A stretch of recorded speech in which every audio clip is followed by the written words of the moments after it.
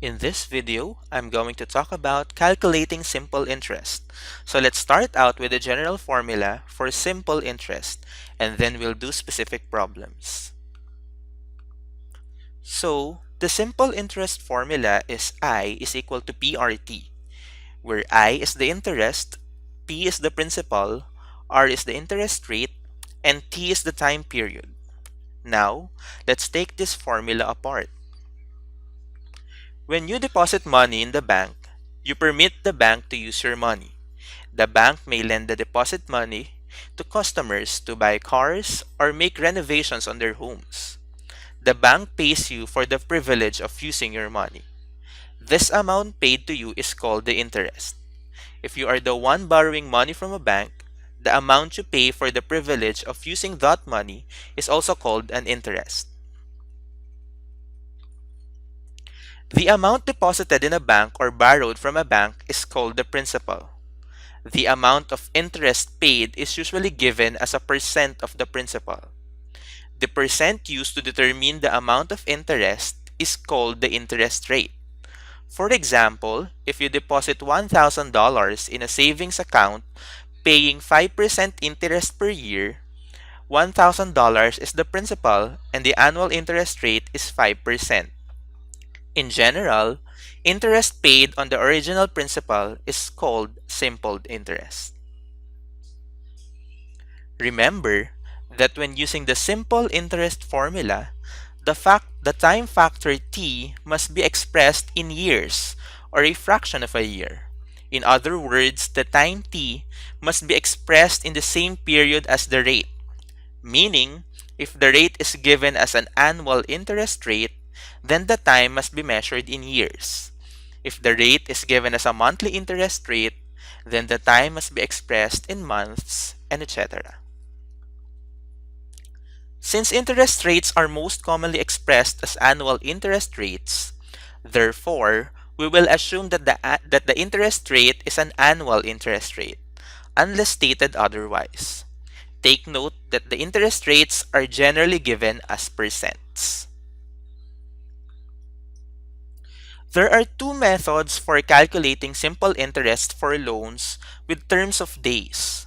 Because time must be expressed in years, loans whose terms are given in days must be made into a fractional part of a year. This is done by dividing the days of the loan by the number of the days in a year. Let's take a look at the first method. Exact interest uses 365 days as the time factor denominator. This method is used by the government agencies, the Federal Reserve Bank, and most credit unions where time equals the number of days of the loan over 365. The second method, which is the ordinary interest, occurs when we want to find the interest based the 360-day calendar, not the 365 days. It is used by banks and other lending institutions because it yields higher amount of interest than the exact interest. Over the years, ordinary interest has become known as the banker's rule, where time equals the number of days of a loan over 360. Let's also talk about the future value or maturity value of a certain amount. Now, what is a future value? Well, let's suppose you borrow a money. The total amount to be repaid to the lender is the sum of the principal and interest. This sum is calculated using the future value or maturity value formula for simple interest, which is A is equal to P plus I, where A is the amount of the money after the interest, I has been added to the principal, P. For an investment, such as deposit in a bank savings account, A is the total amount on deposit after the interest earned has been added to the principal. This sum is called the future value of the investment. In other words, A, that is the future value or maturity value, is equal to the principal plus the interest, so P plus I. Now remember, for simple interest, I is equal to PRT, So we can substitute PRT for I. Therefore, we have A is equal to P plus PRT in the future or maturity value formula. So the amount is equal to the principal plus the interest, which is now PRT. Now, you can further simplify a little bit. Both of these terms have a P in them. So therefore, we can factor out P for each term. So you'll get A is equal to P times the quantity 1 plus RT. In the final equation, A is the future value of an investment or the maturity value of a loan. P is the principal, R is the interest rate, and T is the time period.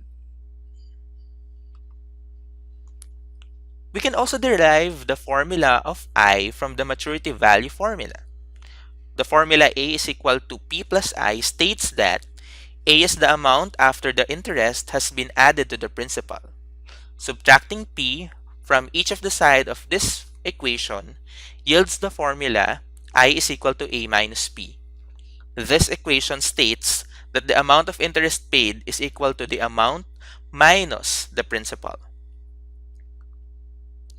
And here are the references for this video, and I hope that you learned something about the basics of simple interest. Thank you for listening and watching this video.